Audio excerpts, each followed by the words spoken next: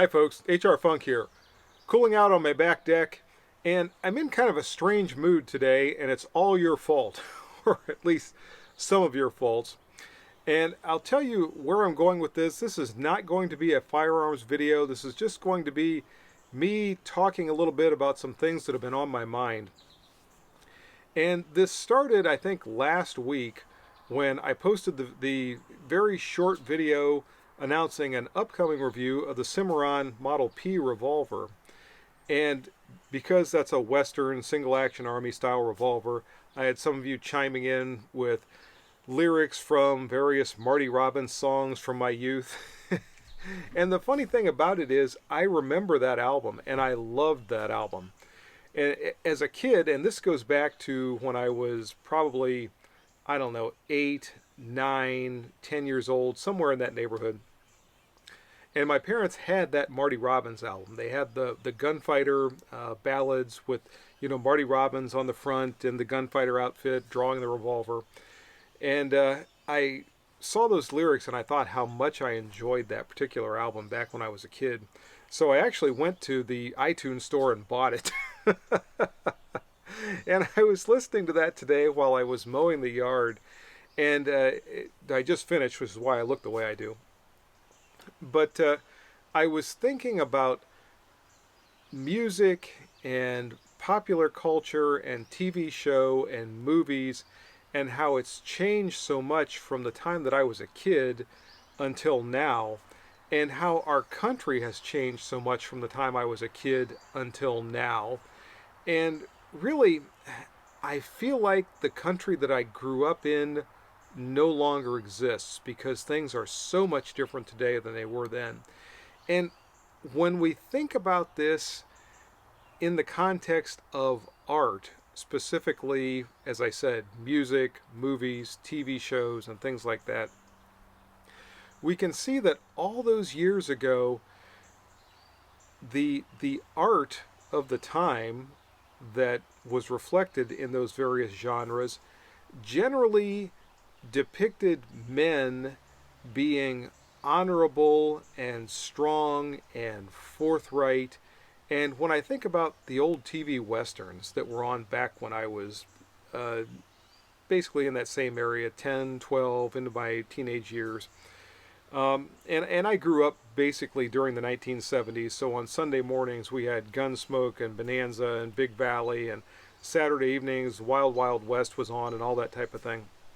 So Western shows, but even, sci-fi shows like Star Trek, when they depicted men and the way men acted, it was, you were to be strong and smart and honorable and respectful. And when we think about John Wayne's line from The Shootist, where he said, I will not be wronged, I will not be insulted, and I will not be laid a hand on. I don't do these things to other people, and I require the same of them. So it was not a challenge when he said that. It was not, I'm the toughest guy on the block and nobody better do these things to me. He's saying, I don't do these things to people, so I expect they not be done to me. And beyond, movies and TV shows and things like that, if we look at literature, my all-time favorite fictional story is the Lord of the Rings trilogy.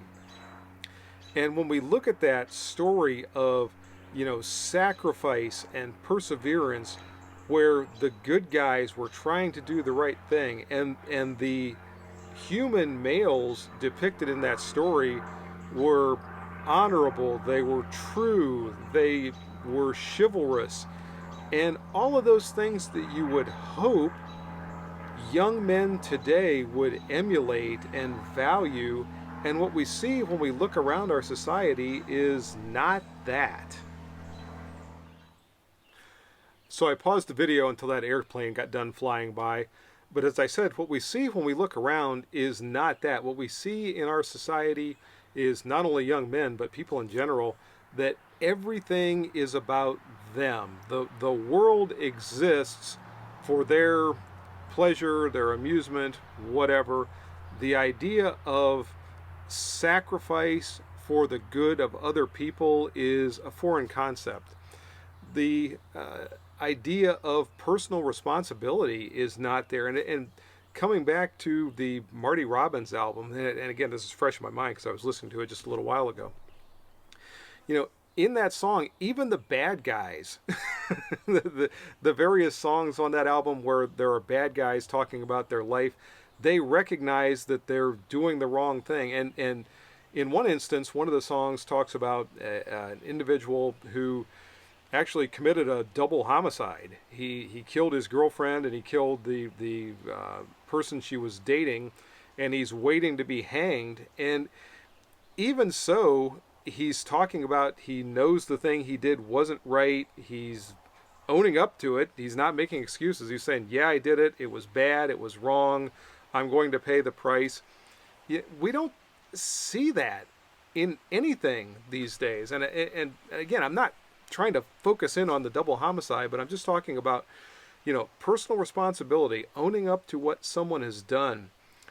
Instead we see people that want to continually blame everything on society or, the way they were brought up or, what was done to them or what have you. I think, generally speaking, everybody knows right and wrong, but the idea of taking responsibility when you know you did something wrong, whether it's just saying, yeah, I screwed up, I shouldn't have done it that way, or, something more serious, you know, not only does it not exist, but it's not even encouraged in anything that people look at, whether it's, any sort of art, literature, music, what have you.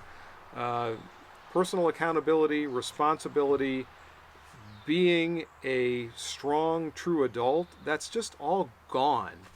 And I don't know exactly when the country I grew up in died.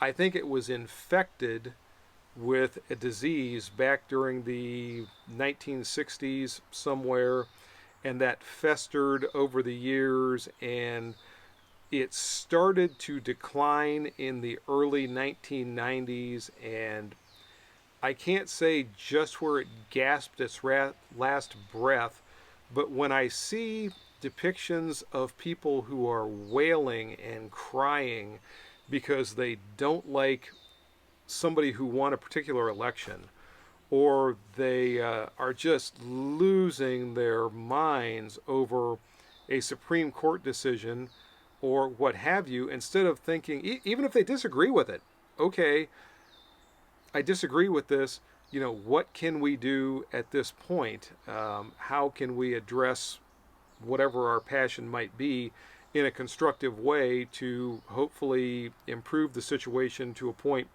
more like we want it to be? Again, we don't see it. What we see are temper tantrums. We see people that just absolutely think if they scream, cry, or commit violent acts enough that whoever made the decision they don't like will capitulate, and then they can do whatever they want to do with impunity and not have to worry about any of those decisions or rules or laws or what have you anymore. So all of this brings me to the Supreme Court decisions from just a week ago. And I think if there is a bastion of that fortitude that used to be common years ago still existing today, it's within the Supreme Court. Because here we have people who look at the laws of the land or the laws that have been passed, and they interpret those laws based on their understanding of the Constitution. And again, this is something that once upon a time was not uncommon, but here we had a situation where, particularly with the abortion decision, and regardless of what your position is on abortion, we have a leak from the Supreme Court, which is extremely suspicious, that took place weeks ago just to try to get people to change their opinion on the abortion ruling that ultimately came out. And we had Supreme Court justices who stood their ground in the face of really an onslaught. whether it be death threats or people protesting outside their homes or whatever, they actually did what was required of them. They interpreted the law based on the Constitution of the United States and the founders' original intent, sorry, and they rendered the decision they thought was best based on their understanding of the law. And we can't really ask any more of them. The same thing with the firearms decision that was released just a day before that was written by Clarence Thomas. And I read his opinion on that, or his majority opinion that he wrote. And in there, he said the Second Amendment is not a second class right. And when we think about that in context with the other amendments, there's no requirement to show some special need to be able to vote or to assemble, or definitely not to protest. We don't have to show some special reason to have a trial by jury or to be free from cruel and unusual punishment, all those other things, not to have unreasonable searches and seizures of our property. So, property, persons, or effects for the Fourth Amendment.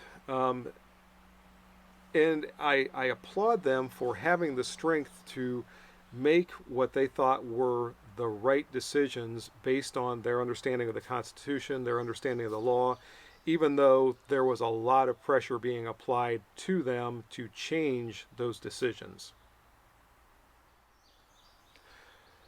So anyway, this is just me rambling on about some of my thoughts and opinions as I sit here on my back deck. If you have any thoughts or opinions of your own, I'd like to hear them. Feel free to post those below. And until the next time we get together, folks, good shooting, and have a great Independence Day weekend coming up in just a couple of days. Bye-bye for now.